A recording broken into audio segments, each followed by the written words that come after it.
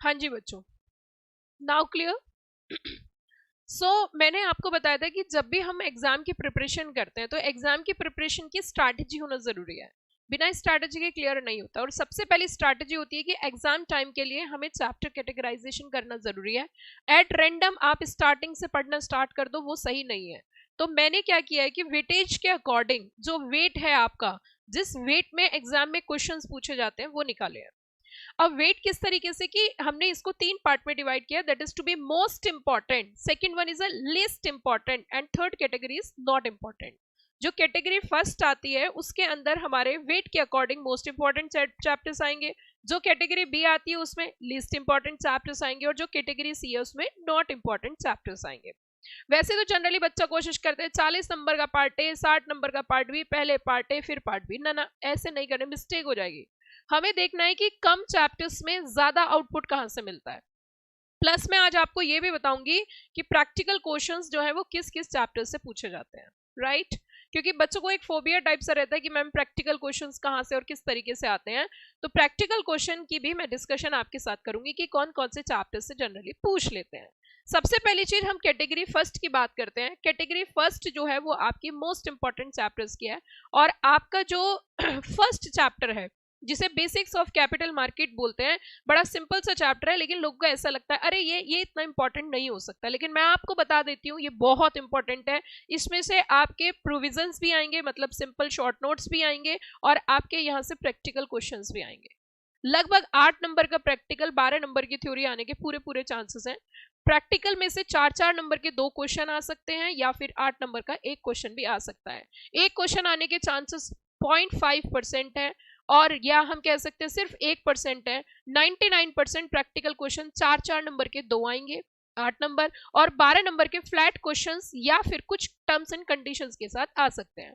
जैसे first important की मेरे टिप्स पे ये मोस्ट इंपॉर्टेंट टॉपिक दिसंबर 25 के लिए आपने सुना ही होगा AIF, मोस्ट इंपॉर्टेंट टॉपिक है। मैं टॉपिक नहीं बता रही, मैं सिर्फ एक आपको एग्जांपल दे रही हूँ कि अगर हम फर्स्ट चैप्टर की बात करें 12 नंबर के किस तरीके के क्वेश्चन आ सकते हैं। जैसे AIF है, AIF एंकर इन्वेस्टर, ये फेवरेट क्वेश्चन है दिसंबर के लिए। और जो चीज मैं यहाँ पे बोल रही हूँ ना, अगर मैंने एक बार बोल दी तो आप याद रखना, आएगी जरूर। AIF है, एंकर इन्वेस्टर है, UPI है, ये उसी के साथ DVR है। ये 3 क्वेश्चन मैंने बताए, 3 में से एक जरूर आएगा, गारंटी है मेरी इस बात की।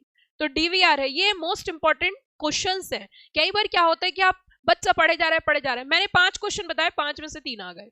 तो उससे क्या होता है कि सटीक जब हमें चीजें पता चलती है, वैसे तो देखो ऊपर वाले की मर्जी है, लेकिन कई बार ऊपर वाला जो है वो मदद करता है, ठीक है। तो अब देखिए बेसिक्स ऑफ कैपिटल मार्केट की हम बात करते हैं।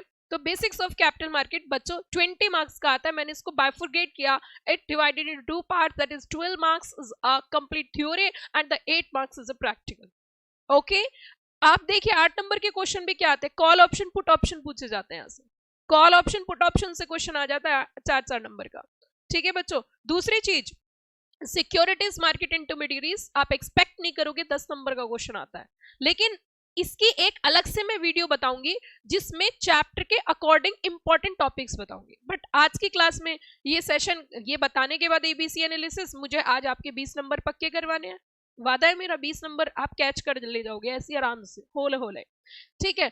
अब देखिए इधर सिक्योरिटीज मार्केट इंटरमीडिएरीज 10 मार्क्स का है, और इससे कोई भी प्रैक्टिकल क्वेश्चन नहीं पूछा जाता है, मतलब ना के बराबर यहां से प्रैक्टिकल क्वेश्चन आता है। मोस्ट इंपॉर्टेंट चैप्टर्स में आता है, A कैटेगरी का पार्ट है। उसके बाद सेकेंडरी मार्केट मोस्ट इंपॉर्टेंट है, 10 नंबर का आता है। सेबी एक्ट 10 नंबर का आता है। ICDR 10 नंबर का आता है। LODR 10 नंबर का आता है। खत्म हो गए मोस्ट इंपॉर्टेंट। अगर मोस्ट इंपॉर्टेंट में देखें तो 20, 30, 40, 50, 60, 70, लो भैया हो गए पास। 70 मार्क्स का मोस्ट इंपॉर्टेंट पोर्शन है। मतलब पहले आपको सब कुछ छोड़ छाड़ के सलीम की गली, ठीक है। ये देख लीजिए मोस्ट इंपॉर्टेंट चैप्टर कौन कौन से, कैपिटल मार्केट का basics, securities market intermediate, secondary market, SEBI, ICDR, LODR, ठीक है। मैं इस PDF को, जो वीडियो मैं अभी आपके साथ बात कर रही हूँ, उसकी डिस्क्रिप्शन में भी डाल दूंगी ताकि बच्चा बाद में भी नोट कर सके। उसके बाद अब आते हैं हम लीस्ट इंपॉर्टेंट। ये लीस्ट इंपॉर्टेंट है, ये B कैटेगरी का पार्ट में बताने जा रही हूँ आपको।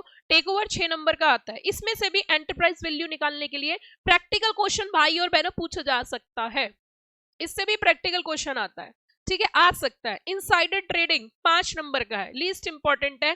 इससे केस स्टडी बहुत ज्यादा पूछी जाती है, और केस स्टडी में मैं बता देती हूँ आपको। जैसे कि एक इनसाइडर ट्रेडिंग होती है, insider trading on the basis of UPSI होती है। तो वो 4 तरीके की इन्फॉर्मेशन दे देते हैं। वो कहते हैं बताओ इनमें से क्या ये इनसाइडर, क्या ये UPSI unpublish price sensitive information है।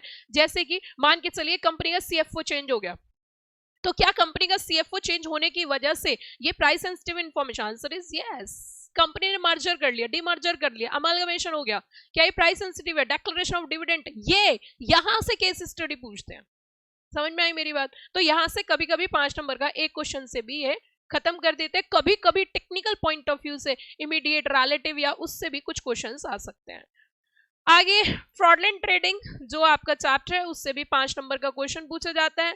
उसके बाद बच्चों डीलिस्टिंग 5 नंबर का क्वेश्चन। बायबैक से प्रैक्टिकल क्वेश्चन आ सकते हैं भाई और बहनों। सेक्शन नंबर 68 से, वैसे तो उन्हें कंपनीज एक्ट में पूछना चाहिए, लेकिन फिर भी मैं बता रही हूं आपको सेक्शन नंबर 68 से भी आपसे क्वेश्चन पूछा जा सकता है। तो यहां से भी प्रैक्टिकल क्वेश्चन आता है। और सुनिए बच्चों, कभी कभी 8 में से 8 आ सकते हैं आपके। बड़ा ही आसान क्वेश्चन म्यूचुअल फंड से पूछते हैं, और वो क्वेश्चन क्या रहता है जरा सुनिए। म्यूचुअल फंड से total assets minus total liability is equals to NAV. NAV का कैलकुलेशन आ सकता है। वो मैंने प्रैक्टिकल पॉइंट ऑफ व्यू से बताया कि इसमें से 2 तरीके के क्वेश्चन आ सकते हैं, एक 4 नंबर का थ्योरी और एक 4 नंबर का प्रैक्टिकल।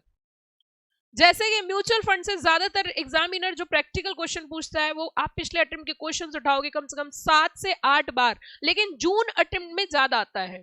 दिसंबर में नेट एसेट वैल्यू कैलकुलेशन आने के चांसेस 5% है, 95% नहीं है। इसमें से प्रैक्टिकल क्वेश्चन आने के ज्यादा चांसेस है, होल्डिंग पीरियड रिटर्न वगैरह जो प्रैक्टिकल है वहां से आता है। ठीक है बच्चों, आगे चलते हैं। एससीआरए वो होला होला चैप्टर है, मतलब आप इसे ज्यादा दिल पे ना ले। 4 नंबर का क्वेश्चन आता है, पता चला आपने पूरा एक दिन एससीआरए पे निकाल दिया ना। सिलेक्टेड बताऊंगी बस वही पढ़ना, ठीक है, सिलेक्टेड बताऊंगी बस वही पढ़ना, और ले लेना पढ़ने से पहले भगवान का नाम। डिपॉजिटरी भाई 4 नंबर का आता है। आईएफएससी है, बड़ा नया चैप्टर, नई दुल्हन की तरह बिल्कुल। इसमें से कभी कभी क्वेश्चन पूछते हैं, कभी कभी क्वेश्चन नहीं पूछते, और आएगा तो 4 नंबर का। Share based benefits that's not important, again 4 marks. Non convertible securities 4 marks, और सीआईएस 3 मार्क्स। अब यहाँ पे कभी कभी इंस्टीट्यूट गड़बड़ कर देती है, कोशिश करती है, एक ही सेक्शन है ना सीआईएस में, इससे ना कभी कभी ऐसा हो सकता है कि कौन सी कैटेगरी ऐसी है जो सीआईएस में नहीं आती हैं, जिनके ऊपर सीआईएस के प्रोविजन नहीं लगते, वो मैं आपको अपने आप अकॉर्डिंगली बता दूंगी।